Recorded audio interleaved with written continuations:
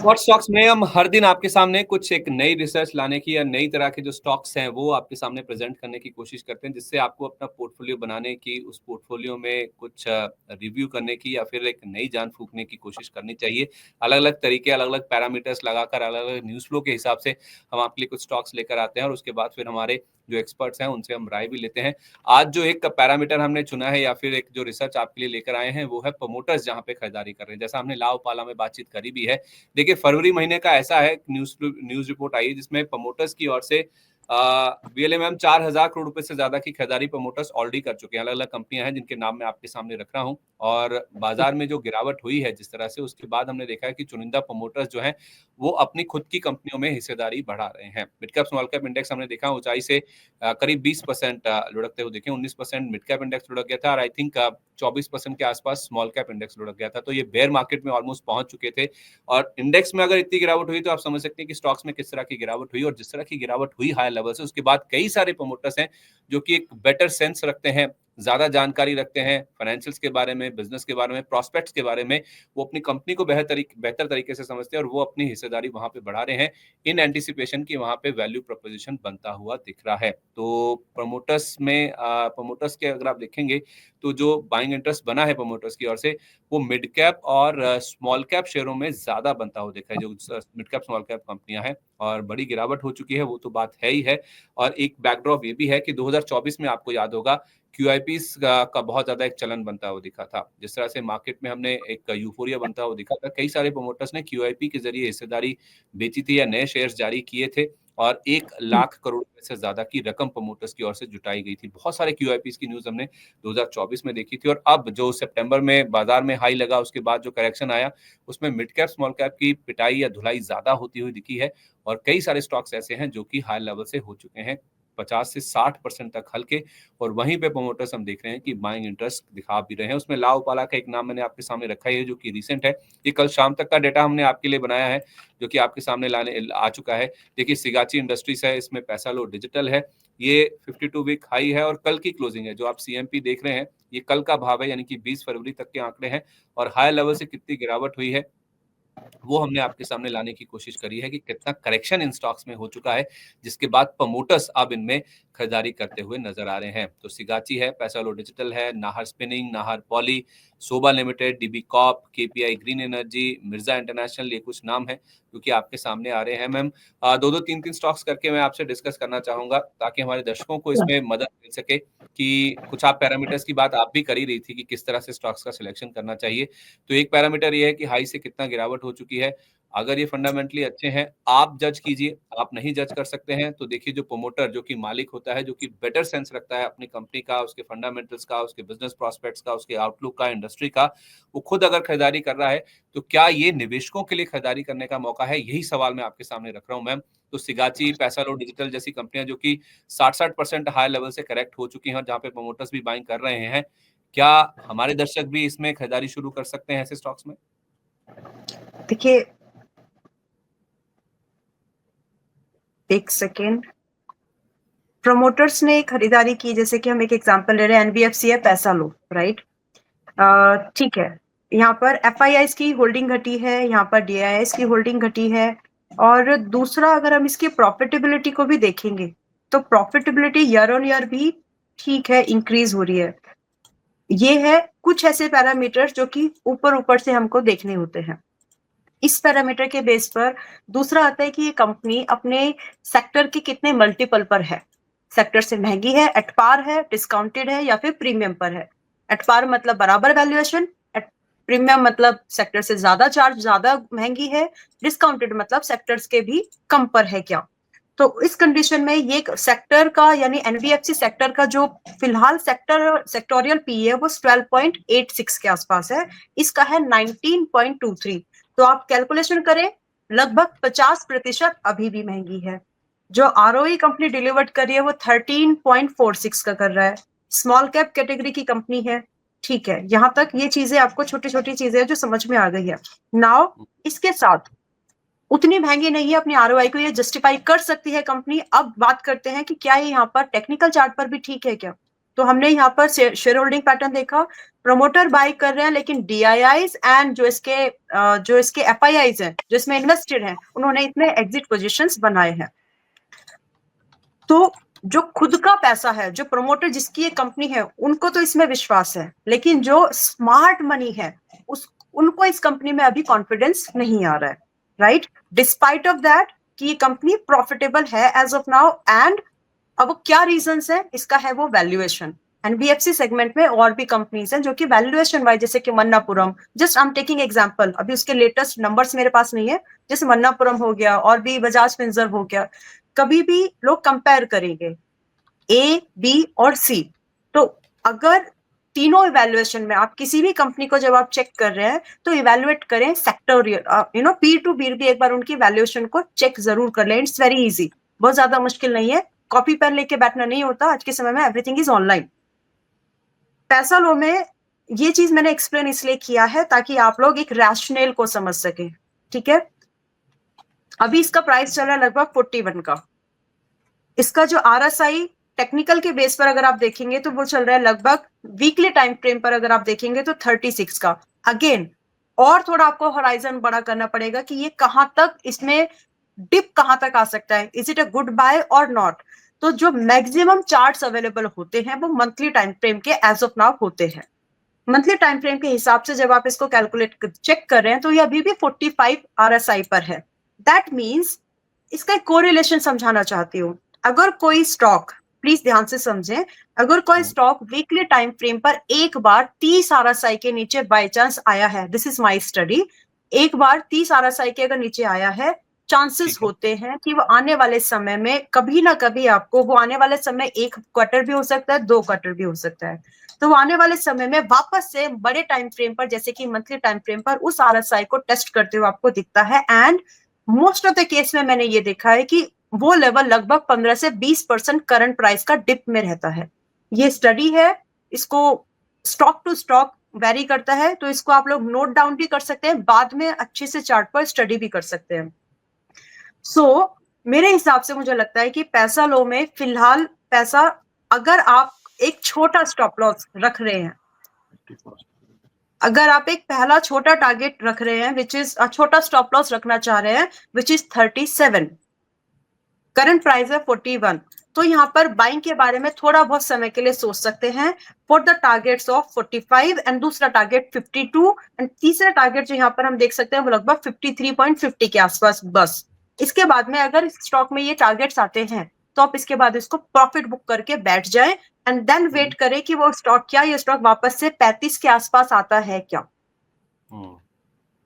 देखिए मैंने स्ट्रेटेजिकली इसलिए बोला है क्योंकि ये जो स्टॉक अभी जो ये सेगमेंट जिस तरह यहाँ पर अप्रोच अभी अलग मुझे लग रही है इस पर्टिकुलर सेगमेंट की, अपने जो कि आपने बोला हॉट स्टॉक वाला जो डिस्कशन है, क्योंकि यहाँ पर हम इन्वेस्टिंग के मायने से चीजों को मैं यहाँ पर एनालाइज कर रही हूँ कि क्या मैं इस स्टॉक को आज खरीद के बिना अपनी नींदों को खराब किए हुए हम इसको होल्ड कर पाएंगे क्या। हाँ, ये ज्यादा इम्पोर्टेंट है क्योंकि लोगों ने तो अपने पोर्टफोलियो देखना ही बंद कर दिए हैं जिस तरह से गिरावट आई है, क्योंकि ज्यादा छोटे मुजल स्टॉक्स की पिटाई हुई है। और देखिए हमारे पास जो स्टॉक्स की लिस्ट है उसमें आप देखिए जो पहले 7 स्टॉक्स हैं केपीआई ग्रीन एनर्जी तक, आप देखिए 44% कम से कम ये हाई लेवल से करेक्ट हुए हैं। कहाँ देखिए पैसा लो डिजिटल 100 रुपए के आसपास था, 40 रुपए पर आ गया, 60% निकल गया। 745 वाला केपीआई ग्रीन 414 तक आ गया। 400 रुपए के ऊपर डीबी कॉप चला गया था, वो 223 आ गया। तो नींदें तो उड़ती हैं, जाहिर सी बात है। और अब ना उड़े इसकी जो इसको इंश्योर कर रही हैं वीले मैम। तो मैम अगले स्टॉक्स भी आपके सामने रख देता हूं, इसमें Nahar spinning, Nahar poly, Sobha limited, ये भी एक ठीक ठाक नाम है। यहाँ पे प्रमोटर्स की ओर से लोअर लेवल्स पे बाइंग हुई क्योंकि 2161 वाला शेयर 1191 पर आ गया, तो प्रमोटर्स को लगा कि 45% नीचे आ गया तो अच्छा वैल्यू बाय प्रोपोजिशन बनता हुआ दिख रहा है। डीबी कॉप, केपीआई एनर्जी, कुछ अच्छे नाम भी हैं इस लिस्ट में जहां पे हमने 45% तक का मार्केट के सेंटीमेंट के साथ साथ फॉल देखा है। चार्ट्स में रिवर्सल दिखने लगा है क्या? अभी नहीं दिख रहा है नाहर स्पिनिंग में। अच्छा एक जस्ट वन थिंग, जो ट्रेड हम लोगों ने लिया था 23,000 का पुट ऑप्शन 200 के भाव पर, it made a high of 230 का, तो पहला टारगेट यहाँ पर हिट हो चुका है। सो अब अकॉर्डिंगली लोग अपना डिसीजन ले सकते हैं। ठीक है, 225 का पहला टारगेट था वो पूरा हो गया। हाँ, 225 का यस, पहला टारगेट था वो पूरा हो चुका है। आप अब उस हिसाब यस। से अपना स्टॉप लॉस या तो ट्रेल करिए या फिर अपना अपने विवेक के हिसाब से अपना डिसीजन लेके आप इसमें प्रॉफिट बुकिंग भी करके चल सकते हैं। हाँ, क्योंकि ये इन स्टॉक्स ऑलमोस्ट 15% है, तो उसके हिसाब से one can take decision. Options को लोग, you know what, Grover ji, again I would like to take one minute only for this. लोग प्लीज। ऑप्शंस को पसंद करते हैं इसीलिए, या फिर फ्यूचर एंड ऑप्शंस को, कि उसमें ज्यादा पैसा बनता है। बट अभी जैसे पैसा बना, मैं एक कंडीशन एक्सप्लेन कर रही हूँ, please, this is important to everyone. अभी जैसे मुझे याद है कि मैंने यहाँ पर 3 या 4 बार शायद ऑप्शंस के ट्रेड दिए होंगे इंडेक्स में, right? And her bar target हुआ है। अब जो लोग बार बार मुझे देखेंगे लाइव में, हो सकता है कि लोगों को लगे कि जब भी ये कोई ट्रेड पोस्ट करते हैं या बताते हैं तो वो, यू नो, इनका टारगेट हिट होता है। फिर लोग क्या करना शुरू करते हैं, ये मेरा एक्सपीरियंस मैं बता रही हूँ आपको, you know, without risk management. फिर लोग, यू नो, ट्रीट करने लगते हैं कि इनका जो व्यू है वो 100% सटीक होता है। इस अजम्पशन में, मैं इसके साथ कुछ और भी बताऊंगी आपको, इस अजम्पशन में ओवर वैल्यू, ओवर रिस्क लेना शुरू कर देते हैं, फिर परेशान होते हैं कि ये तो स्टॉप लॉस हिट हो गया। Why I am saying this, ये मैंने एक्सपीरियंस किया है, क्योंकि आपका रिस्क एपेटाइट आपको पता है। मैं उन लोगों में से नहीं हूं कि जो टारगेट होने के बाद में बहुत अच्छे से बोलेगा कि टारगेट हो गया, अभी प्रॉफिट प्रॉफिट। नो, हो गया है, खुश हो जाइए, लेकिन ध्यान रखिए कि आपको अगली बार ये प्रॉफिट बचाने भी हैं, और हमेशा रिस्क मैनेजमेंट के साथ ही काम करना है, वरना ऑप्शंस 200 का 0 भी होता है, 200 का 100 भी होता है। कुल मिला के जो लेवल्स हैं उनको रिस्पेक्ट करके चलना, आप ये कहना चाह रही हैं कि एग्जैक्टली, हर बार अगला एग्जैक्टली। नया ट्रेड है, हर ट्रेड में जो लेवल्स आपको बताए गए हैं उनको आप रिस्पेक्ट करके चलिए। In yes. स्टॉक्स के मेरा बारे में मैम, हाँ, इन स्टॉक्स के मैं बारे में अगर आप व्यू दे दें। मैं एक छोटा सा चीज और बनना चाहती हूँ यहाँ पर, please allow me this. Please recently please. मैंने मेरे पोर्टफोलियो में अच्छा खासा एक लॉस बुक किया है, ठीक है? मान लीजिए अगर मैं नहीं करती, मैं मेरा खुद का एक्सपीरियंस बता रही हूँ, क्योंकि हो सकता है लोगों को लगे कि that I am making good money. Yes I do, but recently considering the market situation I booked my loss. अगर वो मैं नहीं करती तो मेरा पोर्टफोलियो शायद 20% डिक्लाइन में होता, right? And I manage my portfolio in a way कि मैं शांति से रह सकूं, बिकॉज जिस काम में मैं हूं, मुझे मेरा दिमाग यहाँ पर फ्री चाहिए। As a research I can not be biased. जब हम रिसर्च कर रहे हैं तो वहां पर मुझे बहुत ही सावधानी से, प्रेशर नहीं चाहिए होता है। And this is what you should not have while you are selecting any stock. जब आपका, जैसे अभी हमने एग्जांपल लिया है पैसा लो का, राइट?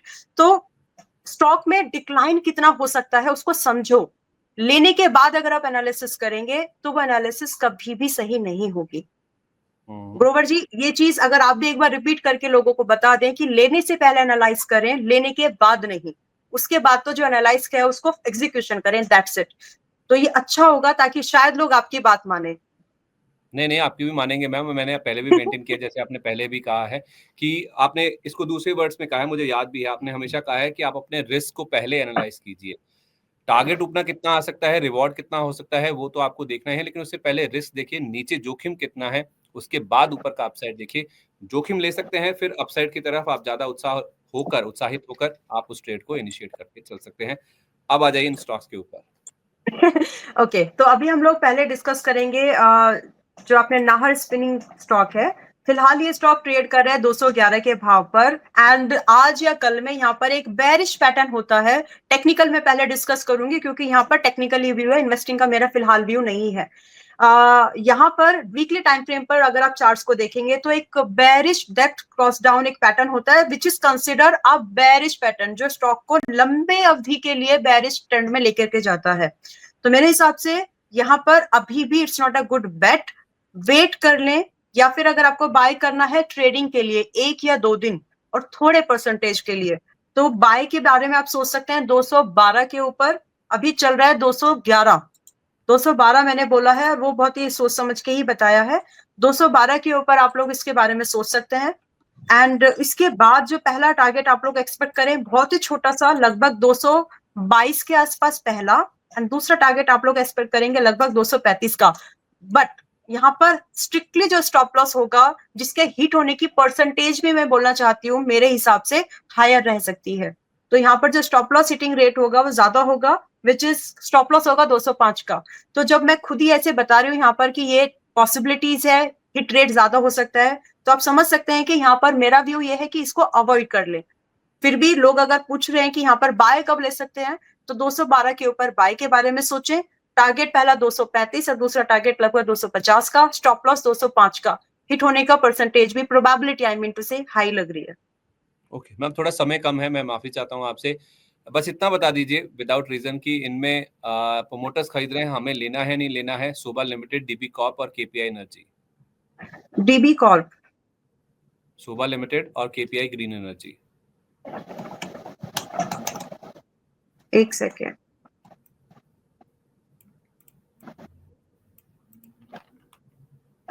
शोभा का चार्ट अब एक बार स्क्रीन पर लगवा सकते हैं प्लीज? जी बिल्कुल।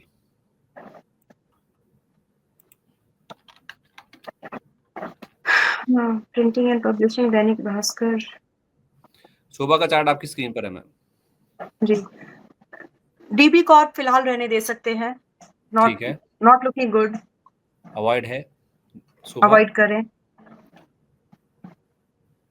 Give me a second. Oh God, very expensive. But because they are into industry, अच्छा आपने सेक्टर नहीं पूछा है, तो because they are into real estate, तो कंपनी की वैल्यूएशन जो भी, shall I take a chance to explain this please? Because देखिए शोभा इंडस्ट्रीज जो है ये रियल एस्टेट कंपनी है, और जो भी इनके एसेट्स हैं वो विद टाइम कंपाउंड होंगे, स्टॉक बढ़े या ना बढ़े, रियल एस्टेट सेगमेंट इंक्रीज हो रहा है, एंड ये कंपनी इसी सेक्टर में है।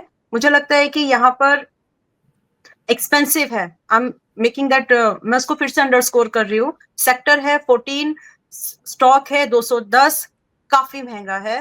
बात यहाँ पर नहीं बनेगी, आप सिर्फ यहाँ पर थोड़े समय के लिए ही कोई व्यू बना के रख सकते हैं, अदरवाइज ये स्टॉक महंगा है, अवॉइड कर ले अगर आपको इससे बेहतर कोई स्टॉक मिल रहा है तो।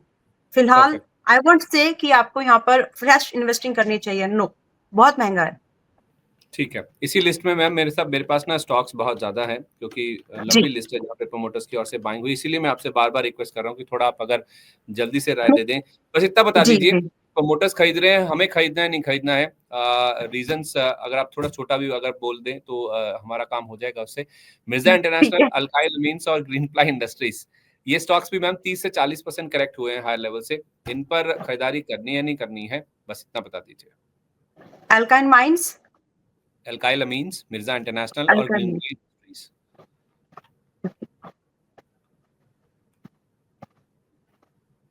No, avoid. केमिकल सेक्टर का स्टॉक है, अवॉइड कर सकते हैं फिलहाल, not looking good. Alkyl amines avoid हो गया। दूसरा स्टॉक आपने? Mirza international, Greenply industries. मुझे स्क्रीन पर चार्ट चाहिए आपका।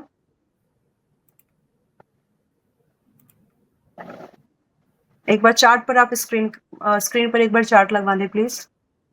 बिल्कुल मैम। तो आपको अल्काइल अमीन्स का चार्ट है, मिर्जा इंटरनेशनल का चार्ट चाहिए? मिर्जा, ठीक है, मिल चुका है, कोई बात नहीं।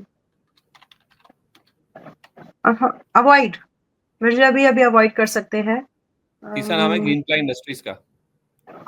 ग्रीनप्लाई, जी।